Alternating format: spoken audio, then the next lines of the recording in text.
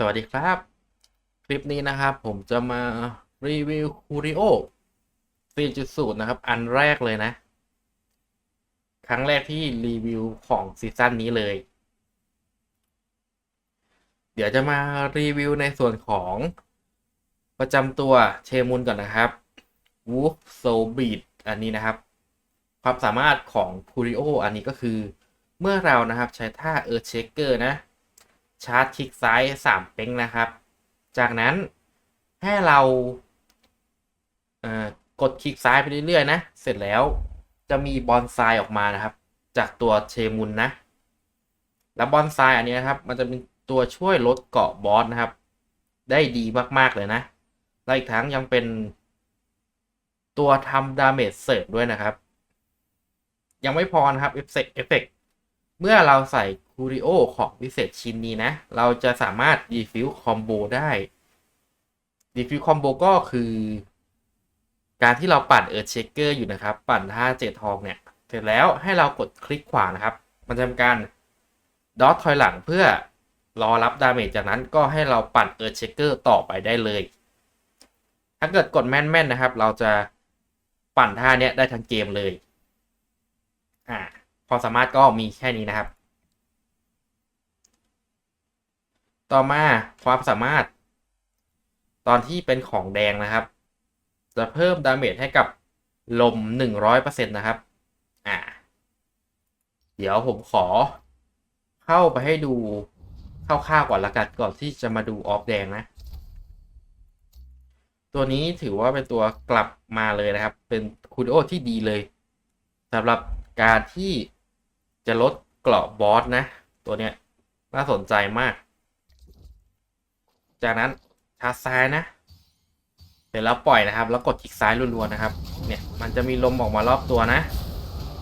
นี่ครับคือความสามารถของคูริโอนะครับจะเห็นว่าดาเมจมันแรงเลยนะนี่ไม่มีตัวออฟแดงออฟลองนะครับจะมีแค่ความสามารถที่เป็นสีแดงเท่านั้นคือเพิ่มดาเมจ 100% นะครับก็ให้เราปั่นเนี่ยไปเรื่อยๆนะครับก็ใช้ความสามารถของคูริโอของพิเศษชิ้นนี้ได้แล้วเดี๋ยวมาดูดีฟิวคอมโบนะครับเดี๋ยวผมจะให้บอสตีนะอ่ะเห็นไหมผมสามารถดีฟิวต่อเนื่องได้นะครับขอแค่ผมอยู่ในท่าปั่นนะก็ให้เรากดคลิกขวานะครับจากที่เราคลิกซ้ายรัวๆเนี่ยตอนดาเมจจะมากดคลิกขวาแต่ว่าถ้าหากตัวเรากระโดดไปแล้วนะครับถ้าเช็คเกอร์เนี่ยมันจะไม่สามารถกดคลิกขวาได้มันจะต่อไปอีกท่าเลยนะอันนี้ก็ระวังไว้นิดนึงนะก็อย่ากดรัวจนเกินไปนะครับให้กดเป็นจังหวะนะหรือถ้าเกิดเล่นไปสักพักหนึ่งนะครับถ้าเกิดรู้ว่าตัวละครจะกระโดดนะครับกระโดดท่าเช็คเกอร์นะให้เราทำการกดสเปซบาร์เพื่อแคนเซิลไปเลยก็ได้นะถ้าเกิดไม่ทันจริงๆนะเพราะว่าการขึ้นท่ากระโดดทุบเนี่ยเอ่อมันไม่เรียกลมออกมานะไม่เกิดประโยชน์อะไรเลยติดแอนิเมชันด้วยโดนบอสตีประมาณนี้นะครับสำหรับตัวคูริโอสีแดงของเชมุนนะต่อมาดูกันที่ตัวเจดนะครับจะใช้เป็นเมสมาไดเอามาเพิ่มดาเมจเมื่อติดพิษเพสซิเลนพูเอามาเพิ่มดาเมจตอนที่ติดสถานะอิเลเมนเซิร์ของพิษนะเป็นตัวจุดบ่อพิษถ้าเกิดไม่มีเจ็ดเมสมาไดจะใช้ไม่ได้ต่อมาอิเลเมนเซิร์ใช้เป็นของพิษด้วยนะครับนี่นะและมันจะใช้อีก2เจดนะครับที่แปลกๆหน่อยนะครับก็คือ Thunderproof กับ Thunderproof นะแล้วต่อมาเจดสุดท้าย Backfire เอามาเพิ่มดาเมจนะทำไมถึงต้องใส่เจดสายฟ้าปนมา2เจดนะครับเพราะว่าตอนที่เราปั่นนะครับมันจะได้เกรดสายฟ้ามาไวมากๆเลยและทีนี้เราจะรอดีฟิวจากบอสอย่างเดียวมันก็จะดาเมจช้าไปเลยเอา Thunderproof นะครับเอามาดีฟิวสายฟ้าเพื่อต่อเป็นท่าเช็คเกอร์ได้เรื่อยๆเลยนะและนะครับใส่ Thunderproof มาเพื่อ จะได้ไม่โดนสายฟ้าผ่าและสตันนะไม่งั้นเดี๋ยวมันเสียจังหวะนะครับเพราะว่ามันจะผ่าลงมา4ทิศนะ potential ศักยภาพใช้เป็นแบบนี้เลยนะครับจะเน้นไปทางเพิ่มดาเมจนะรอบนอก potential รอบนอกจะไม่ค่อยได้ใช้นะครับไม่ค่อยมีประโยชน์สักเท่าไหร่แต่จริงๆมันอยู่ที่รอบในเลยนะอันนี้นะครับเพิ่มดาเมจบอสนะครับลากมาทางซ้ายมือต่อมาก็เมื่อเราอยู่ในสถานะ element surge จะเพิ่มดาเมจ 15% ตอนหมดก็ใช้งานได้เหมือนกันแต่ส่วนมากจะติดทั้งเกมนะอย่าลืมเปลี่ยนเป็นพิษด้วยนะครับตรงข้างล่างนะแล้วก็เปลี่ยนสัญลักษณ์ท่าตรงนี้เป็นพิษให้หมดเลยอันนี้ผมเล่นหลายเซตนะครับอย่างที่บอกผมเลยไม่ได้เปลี่ยนให้ดูนะตอนนี้หลายคนก็น่าจะใช้7เซตนี้เล่นกันนะครับหรือถ้าเกิดใครไม่ชัวร์จริงๆก็ลองดูในตารางอันดับก็ได้ออฟสีขาวจะใช้เป็น Attack โจมตีแล้วก็ Damage to Boss นะครับจะใช้2สแตทนี้เป็นหลักนะถ้าเกิดใครที่จะเล่น Windfall ร่วมทาง2เม็ด7ละ2เม็ดก็ให้ใช้เป็น2ออฟนี้นะใครที่จะเล่นเป็นเม็ดเดียวให้เปลี่ยนจากออฟแดงออฟหนึ่งเป็นเมลีนะครับเพิ่มดาเมจอาวุธระยะประชิดช่องแรกผมจะใช้เป็นคูริโอของวิเศษของประจำตัวนะของเทมุนและช่อง2จะใช้เป็นเสื้อนะครับของซีซั่นก่อนนะใครที่ไม่มีเสื้อของซีซั่นก่อนให้ไปใช้ถ้วยนะครับอันนี้แทนได้นะแต่ว่าอันนี้จะแรงกว่าเพราะว่าได้ดาเมจเป็นเปอร์เซ็นต์นะไม่ได้เป็นตอนหน่วยเดี๋ยวไปดูออฟแดงทั้ง2ออฟกันเลยนะครับออฟแดงออฟแรกนะครับจะเป็นออฟที่ใช้ง่ายที่สุดนะเมื่อเราปั่นเช็คเกอร์นะครับมันจะรีเลียดให้เรา 10% ของดาเมจที่เราทำได้จากนั้นถ้าเกิดเราสู้ด่านที่ไม่ใช่บอสนะครับเป็นมอนนะมันจะดึงมอนที่อยู่รอบตัวนะครับมาโดนท่าเช็คเกอร์ของเรา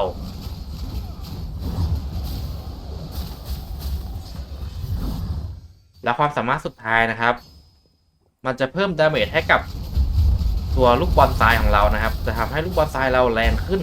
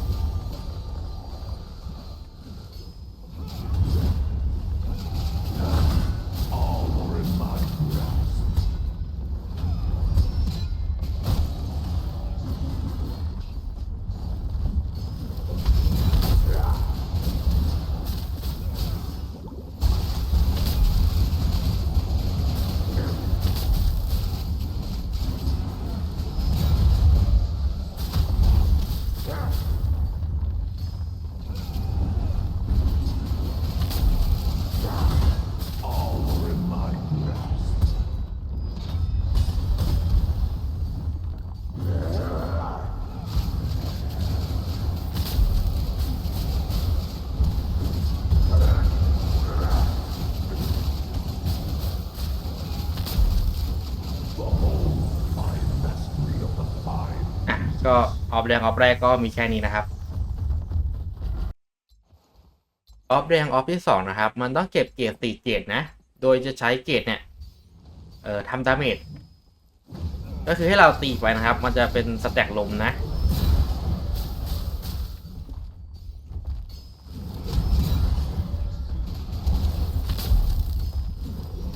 พอลมมันชนครบ4เกรดเมื่อไหร่นะครับให้เราตีท่าตัวทองหรือดีฟิวแล้วต่อได้ท่าตัวทองนะ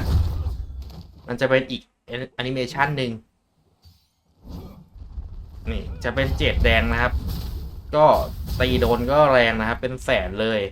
แต่ว่าอันนี้ต้องเก็บเกรดนะครับและลมเราจะเบานะครับจะไม่เพิ่มดาเมจเหมือนกับของแดงอันชิ้นแรก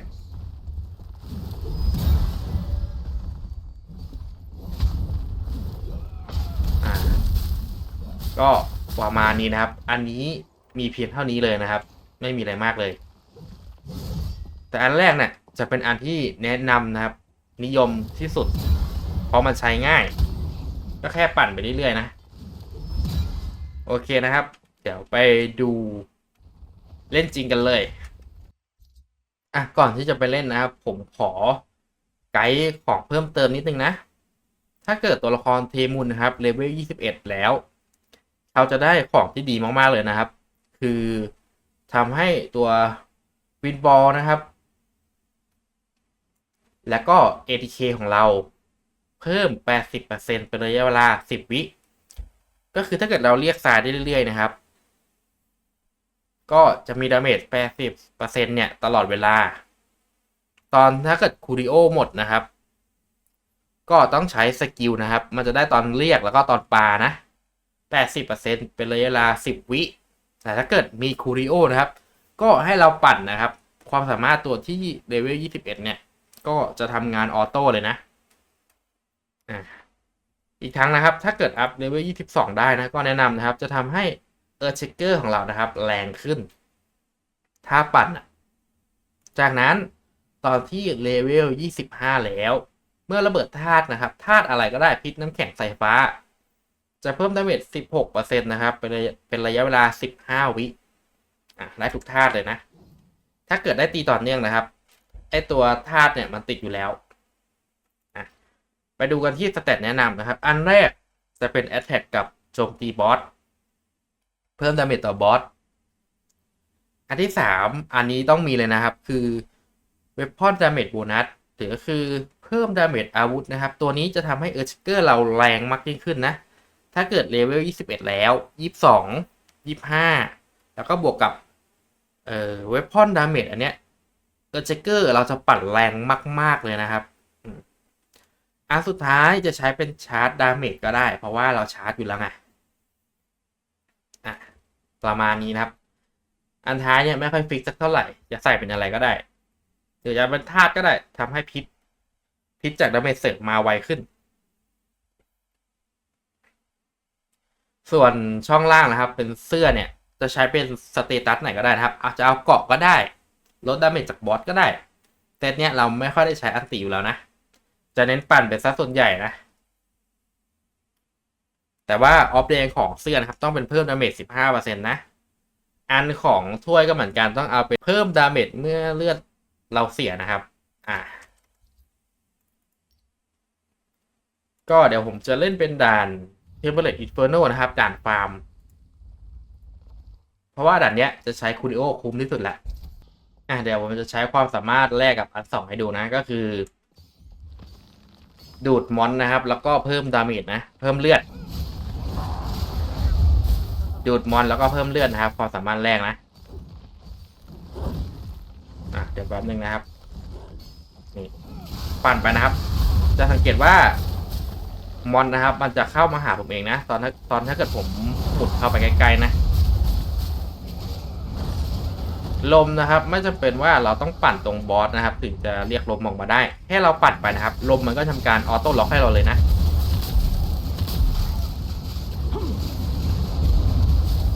นี่เห็นไหมครับมันลดเกาะเวอร์มากเลยนะสำหรับคูริโอตัวนี้นะ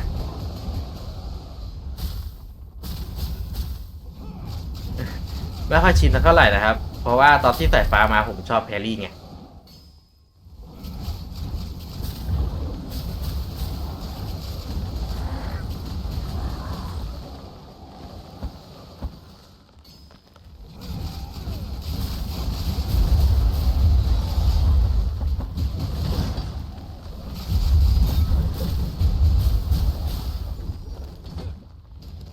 เล่นเซตนี้นะครับอย่าลืมแช่บ่อพิษด้วยนะครับเพื่อเพิ่มดาเมจนะ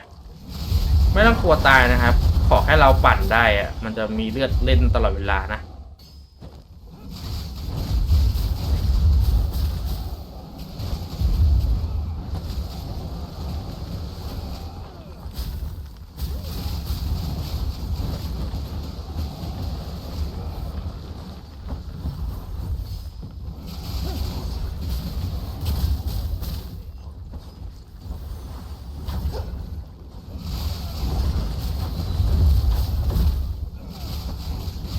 ปั่นไปครับเดี๋ยวมันดูดมอนมาให้เองนะถ้าเกิดเป็นมอนที่มีกรอบนะครับแล้วก็มอนที่ไม่มีกรอบเนี่ยมันจะดูดมาให้ดูดมาแบบสตันด้วยนะแต่บอสมันดูดไม่ได้นะครับ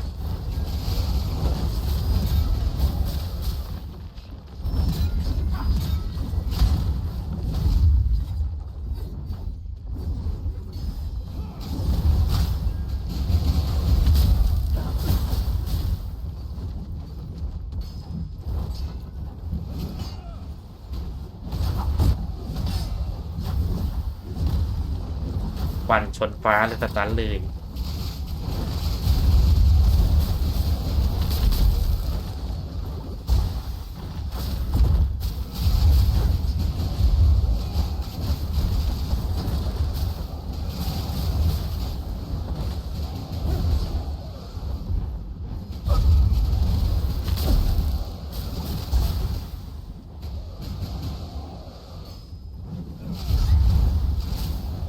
นี่ดูเลือดบอสดีๆนะครับเลือดกับเกราะนะดู2อย่างเลยเพราะว่าตัวคริโอเนี่ยมันจะทำดาเมจ2อย่าง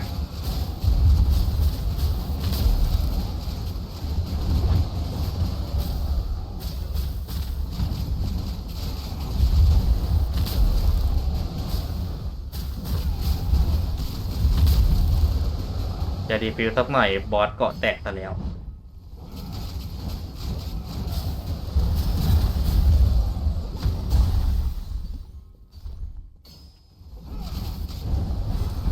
ถ้าเกิดจะเอาให้ต่อเนื่องเลยนะต้องดีฟิวจากบอสส่วนหนึ่งดีฟิวจากสายฟ้าเราส่วนหนึ่งนะจะรอดีฟิวจากสายฟ้าอย่างเดียวนะครับมันก็จะไม่ทันนะครับเพราะว่าสายฟ้า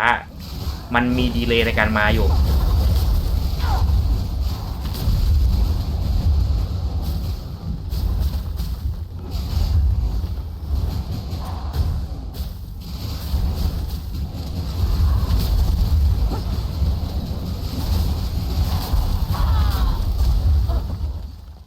เสียงมันก็จะดูน่ารำคาญนิดหนึ่งนะตอนลมมันโดนหลายอันอ่ะอันนี้แค่ดาเมจส่วนหนึ่งนะครับเพราะว่าผมไม่ได้อัพที่เลเวล21นะของไม่พอนะครับซีซั่นนี้หมายถึงถ้าเกิดใครเล่นหลายตัวมันจะไม่พอเรียกลมไปเรื่อยๆนะครับ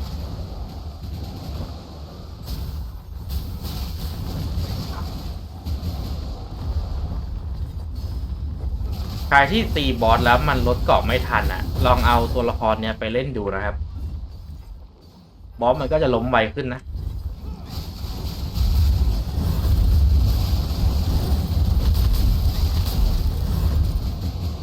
อันนี้เวฟที่7แล้วนะครับเวฟที่7กับเวฟที่8เนี่ยจะเป็นบอสเซน100นะก็ดูเอานะครับว่าบอสมันเลือดไหลไปแค่ไหนนะ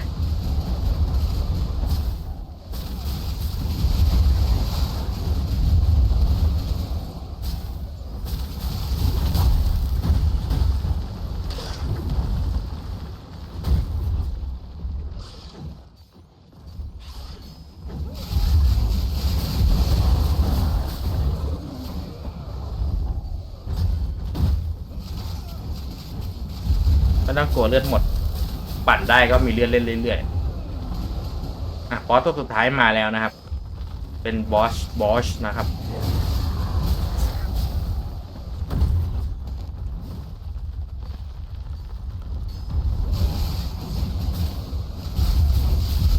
ดูครับดูเกาะบอสนะล้มแล้วเนี่ย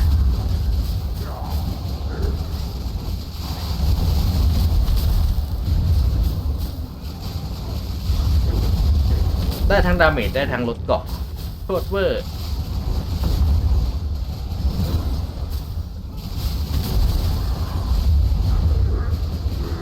จะดีฟิลสักหน่อยล้มไปก่อนอีกแล้วเดี๋ยวถ้าเกิดลดเกาะไม่พอนะครับกดอันติโดดไป